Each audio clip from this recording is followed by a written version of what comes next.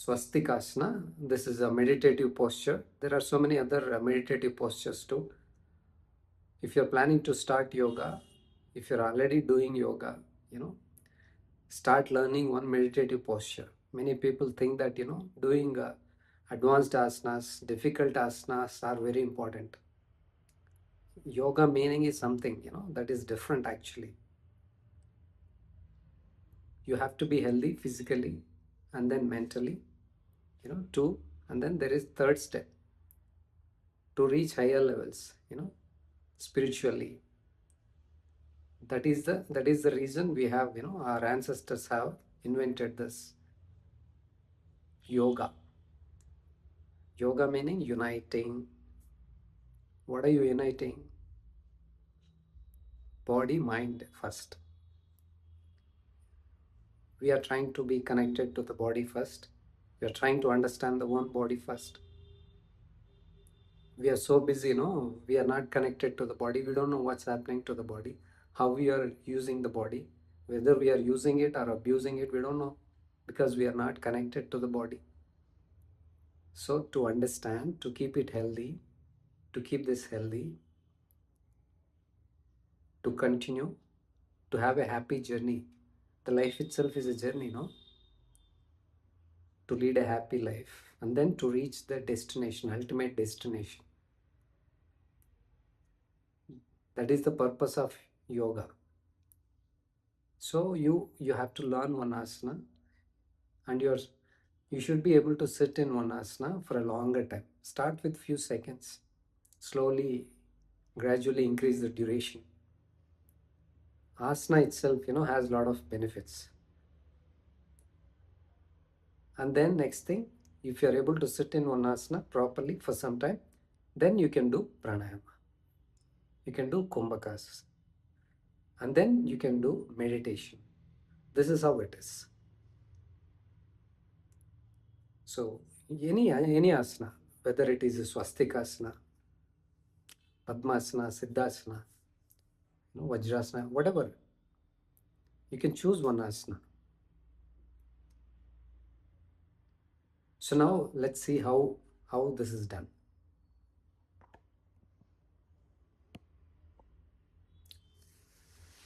See, okay, now from here, let's fold one leg and keep it here, and then fold the other leg. See, just keep it here.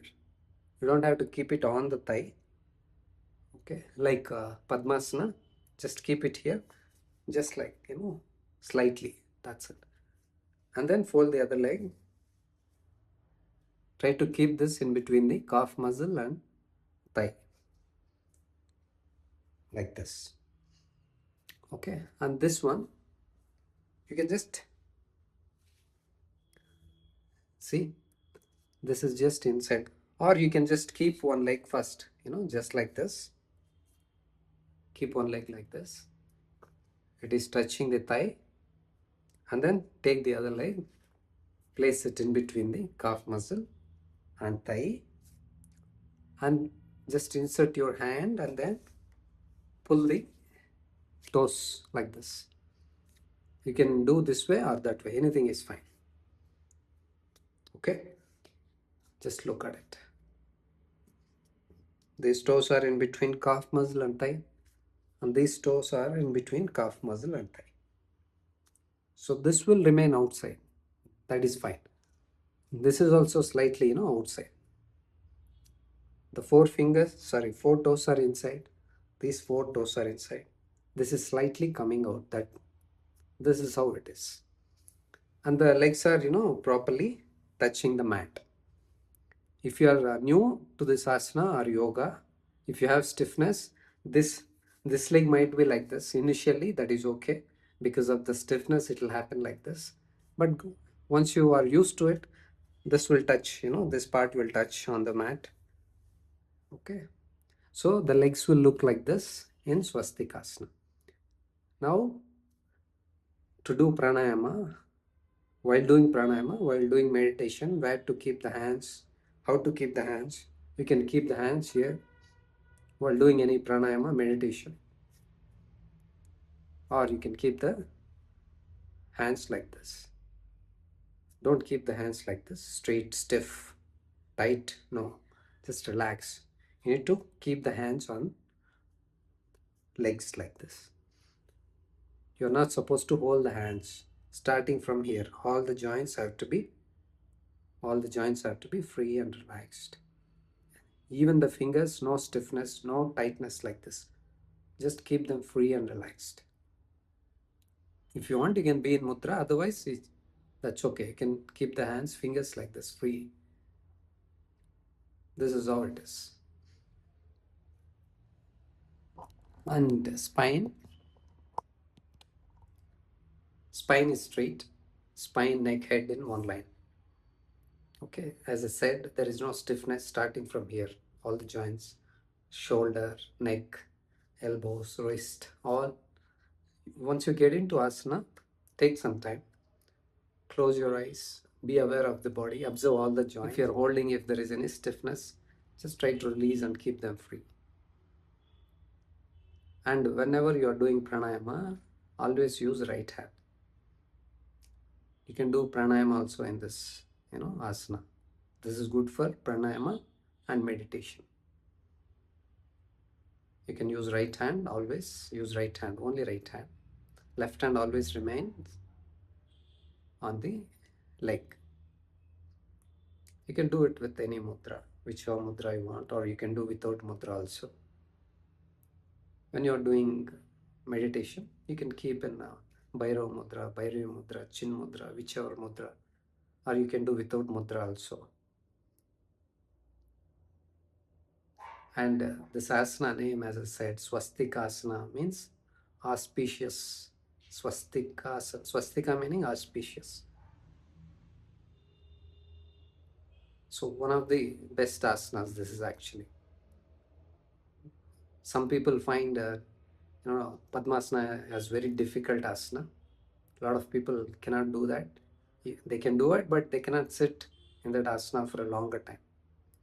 But comparing to Padmasana, compared to that, this is easier. You can sit in this asana for 10-15 minutes at least. If you practice for few days, few months. This is easier than Padmasana. Easier than Siddhasana. Okay. Now, as I said, this might be different. Somebody can find Siddhasana as easier. Somebody can find Padmasana as easier. That is okay. If you find that as easy asana for you, you can continue that.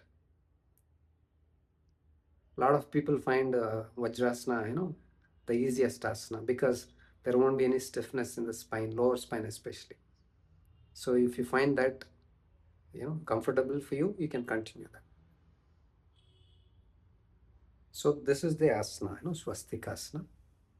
So when you are sitting like this, don't push the spine forward like this. See, I have seen people sitting like this, lifting their head, shoulders, hands, and everything's tight, stiff like this. Everything's stiff this way. We should not do that. Just sit comfortably. You have to be comfortable. Body has to be comfortable. A yoga asana meaning people don't understand it clearly, as I said. It's not a punishment. It's not a painful thing. Just sit in asana, try to be comfortable. The entire spine, observe the spine, shoulder, all the joints, muscles. Let them be free. Let them be free. Let the body be free, relaxed. It has to be, stable and comfortable.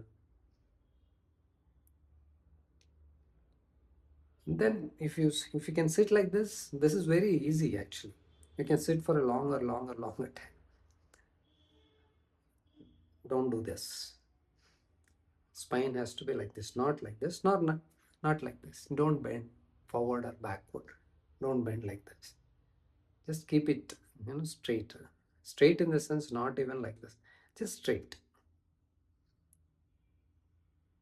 So once you get into the asana, once you are able to sit in this asana for longer time, it is very good. You can feel the stability, not just the body, even here, the heartbeat. You can see the difference. the heartbeat, the blood circulation, the blood flow, the BP, you say, right? Blood pressure. The mind, it will impact, the asana will impact everything, heartbeat, blood flow, the mind, the thoughts. Slowly, you can observe, if you get into that level, once you sit in asana, you can see that, slowly, it brings stability, calmness, stillness to your body and mind. Automatically, it has physical benefits, mental benefits also.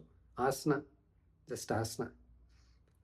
Once you are able to sit comfortably, if the asana is stable, then you can do pranayama, then you will get more benefits. Then you can do meditation. That's how you should get into next steps, higher levels. So first get the asana, try to attain, get to an asana first. Practice it regularly. Initially it might, you might find it as difficult, but it's okay. So don't leave it. So practice this regularly to get the benefits out of this asana.